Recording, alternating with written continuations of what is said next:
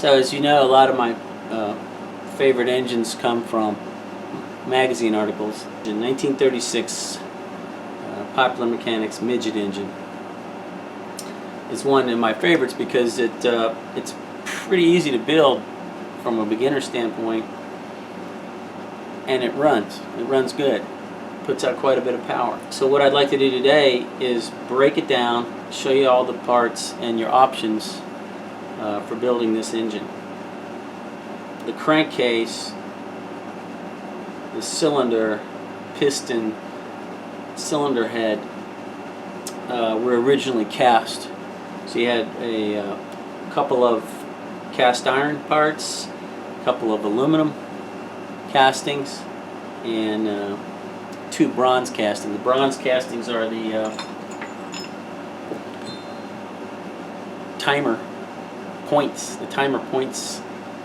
housing or holder, timer frame some people call this, and the venturi.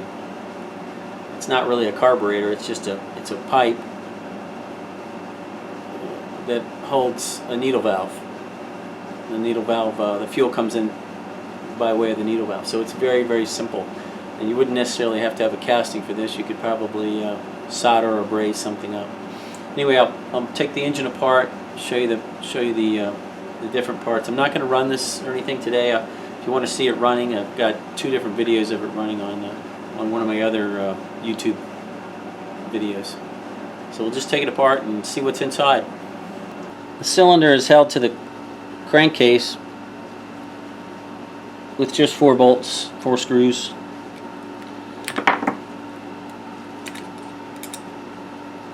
Very simple.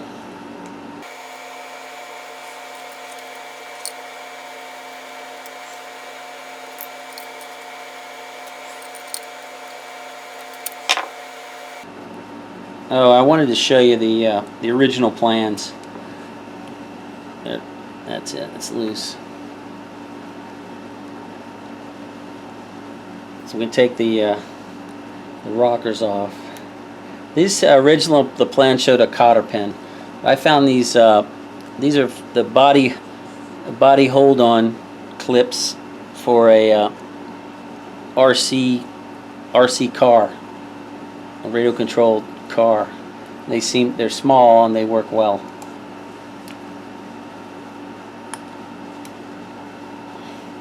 These rocker arms are just made from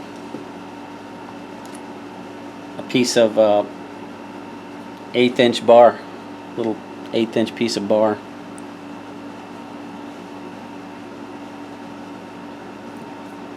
So there's the cylinder off. I have the crankshaft out. Now, you wouldn't necessarily have to make this cylinder from a casting.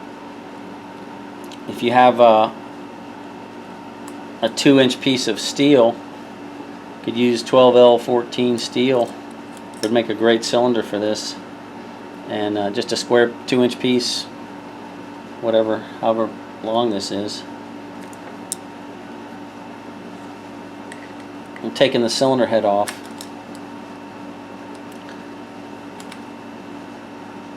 This cylinder head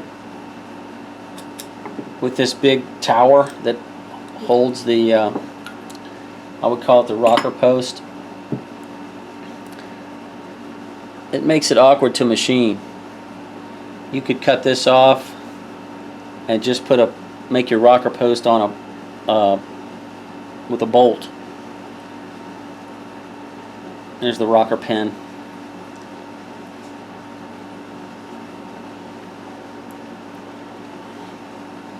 So here's the cylinder head.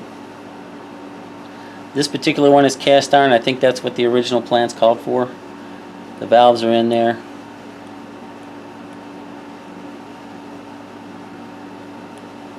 They don't have to move very far.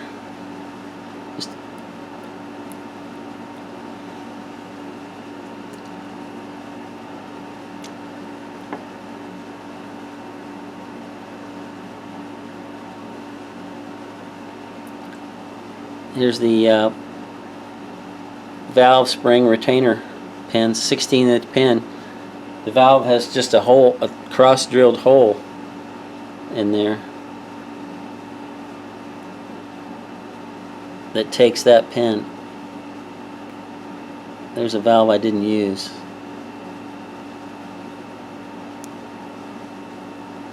I cut that on the South Bend lathe, the 9-inch South Bend lathe, out of a piece of drill rod. Cut out of a piece of 1/2-inch drill rod.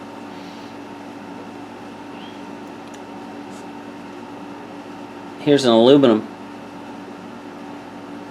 casting, and this is the casting that I used on my engine, that I cast in the backyard, and I've got a video of me doing a little casting. You want to see how that sand casting process works.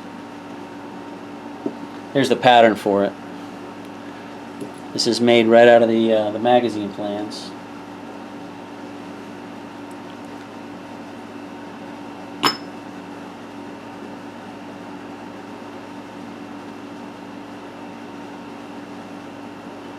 It's just a couple chunks of wood that I glued up for the cylinder head.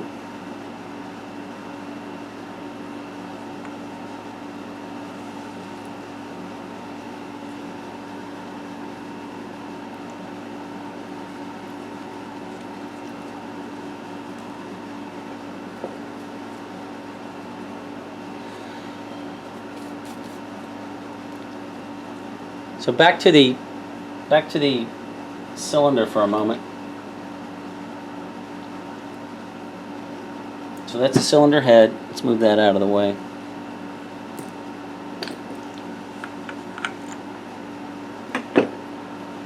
So here's the pattern, the 2-part pattern for the cylinder. Now this is cast in cast iron. Here's the one I did. This is the second one. It had a little defect down in there, and someone suggested that I took it to the machine shop and showed them where I get some of my scrap parts, and the guy there said, well, you could put a sleeve in there, and you very well could. You could just slide a sleeve, machine this out a little oversized, and put a little sleeve in there. Wouldn't have to be real thick.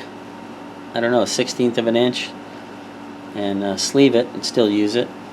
You could even maybe cast it in aluminum and put a steel sleeve in there.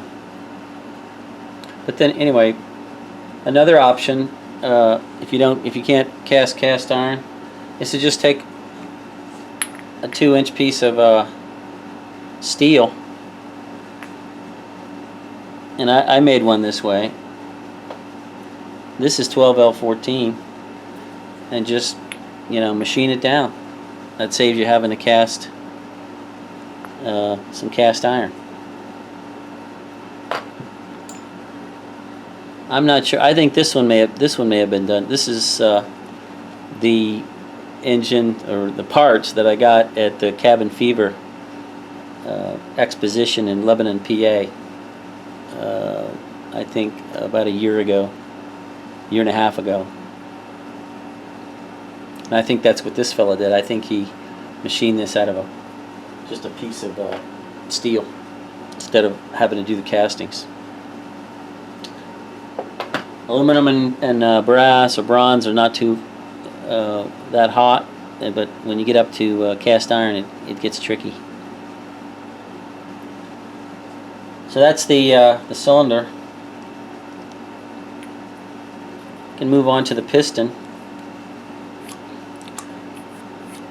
Now the piston that came in this box of parts that I got appears to be cast iron, and the connecting rod's bronze.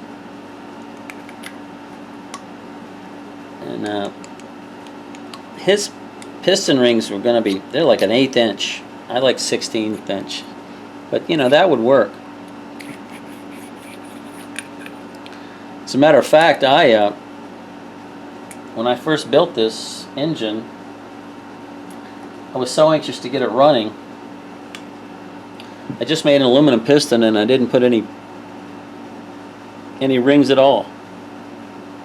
This is the original piston that I made for the midget, and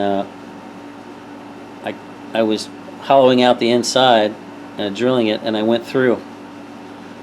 So I put some JB Weld in there, and confession, the first time I brought this engine to Cabin Fever, I ran it for 2 days, on and off and on, with this piston, with the JB Weld, and I ran it many times with that.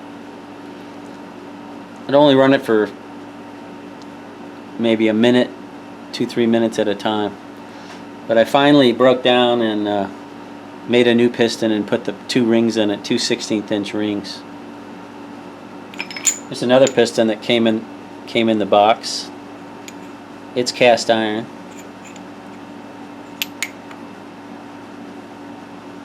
Now you notice these are a little different size. It calls for 1.25 inches. I think mine measured at 1.32. Because when I was honing this on the drill press, I made a gouge in there, a big scratch, by accident. So I had to hone that out. So it went oversized by a couple of thou.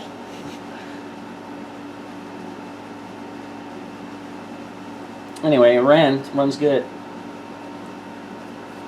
So here's the connecting rod.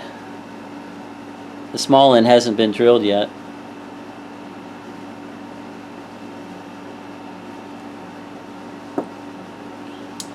Let's take the crankcase apart. And there's 2 halves. You have to use 2 different castings because there's a front half and a back half.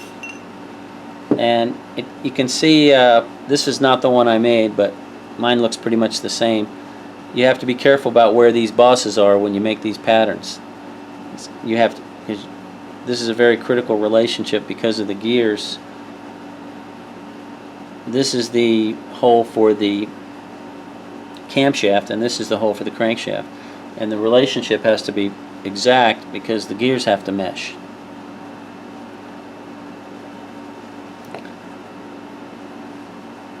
And they have to match, front to back. So you make 2 separate patterns, but they have to match exactly. This has a boss for you drill this boss out for your oil cap and your breather. On the back casting. Oh yeah, this has both these. The front and rear both have bushings, journal bearings, whatever you want to call them, bronze bushings. You can see this one's in there. That's what they look like.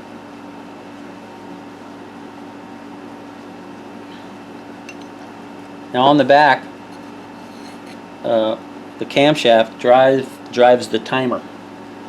So that the timer casting is drilled out to fit this boss exactly.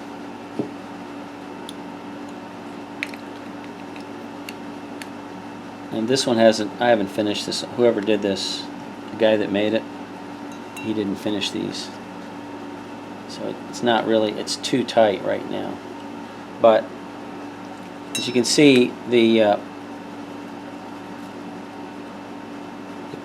camshaft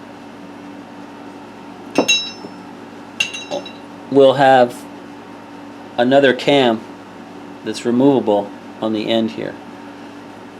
And that cam will come up and bump the points, the moving point arm,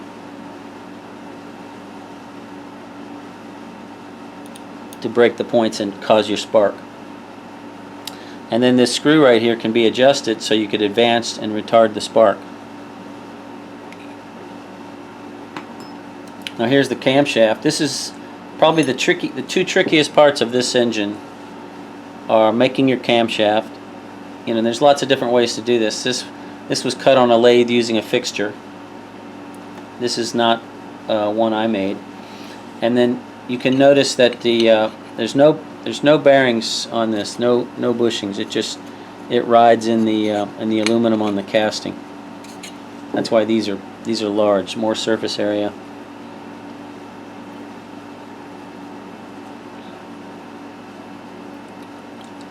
So yeah, the two trickiest items are going to be your camshaft. See the lobes there. Your camshaft and your cylinder head.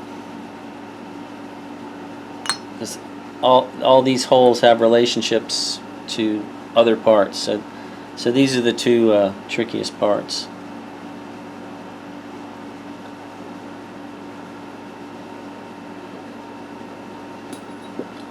Now we'll move on to this is one of the fun parts to make is the crankshaft. And it's a one-piece crankshaft made out of I think it's a 1/2-inch bar of cold rolled steel. Made on the lathe. It's a pretty straightforward lathe job. Now the only tricky part of this is the plans call for a taper on the end. And that taper is to fit the flywheel. And that has to be pretty exact. I got a big washer on here. This was a flywheel that I made just as a test casting. I cast it out of aluminum. And you want that taper to be right so that when you tighten down your crankshaft nut, it runs true and holds. You don't want it to spin on there. Now the weights on the crankshaft, the counterweights are separate, and they're made out of a disc of steel. I have the magazine article that I blew up here. And they're held on with four tiny screws held on to the square part of the crankshaft. Those are fun to make, actually. I'm not being facetious. It's an enjoyable process, especially when they come out right. And I had a little trouble. The drawings are pretty old, 1936, and they're just all dimensions like 9/32 and 16/15 or 15/16 and all that. So I got a little confused, and I made these wrong. But this is basically what they will look like when you get them made before you put them on.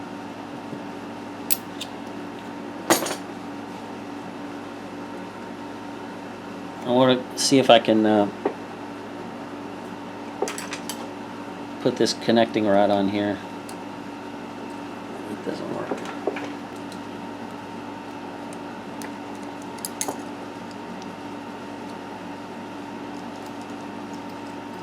Now this connecting rod I did not make, so I don't know how close the pretty good. The guy did pretty good holding those dimensions.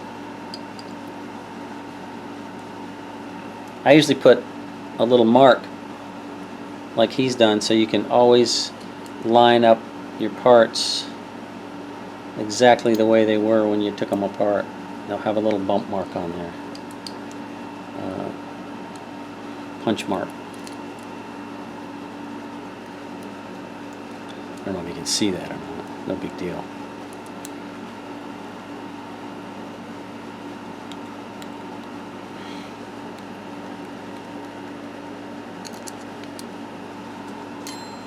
Alright, so that's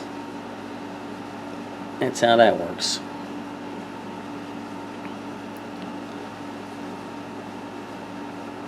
Cool. That's a pretty tight fit there.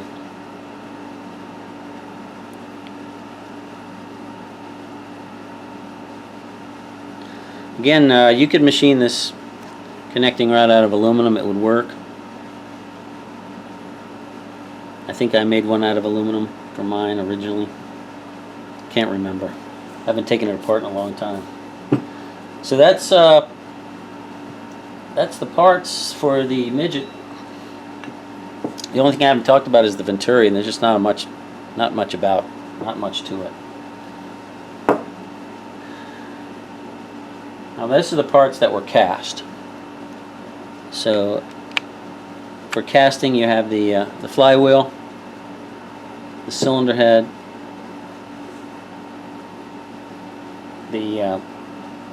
just the connecting rod, the timer frame, and 2 crankcases and the cylinder head. So that would be what? 1, 2, 3 bronze, 1 cast iron that you don't need to use. You could just use this. You just use a chunk of steel. And 4 aluminum. And I saw one engine at a show, and everything was aluminum, even the cylinder. He must have sleeved the cylinder. I mean, I guess you could run one on aluminum. I don't know. I don't know how long it would last. But I was told that I didn't see it run, but I was told that engine did run. So you could, if you have an aluminum foundry and a lathe, it's no problem making this engine. Now to go on to some of the smaller parts, I'll just show you a couple of the other smaller parts. Like the valve train, maybe you'd call it. I've modified this. I got some at the show, at the Cabin Fever model engine show. I got these neat little,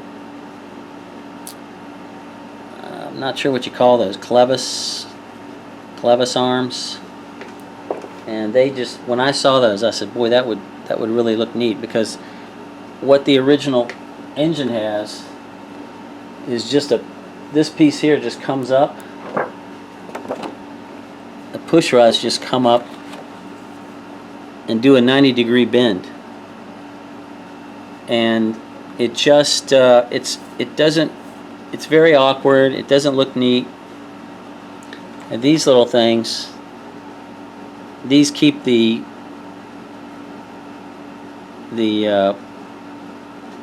push rod aligned exactly with the, I'll call these the tappets.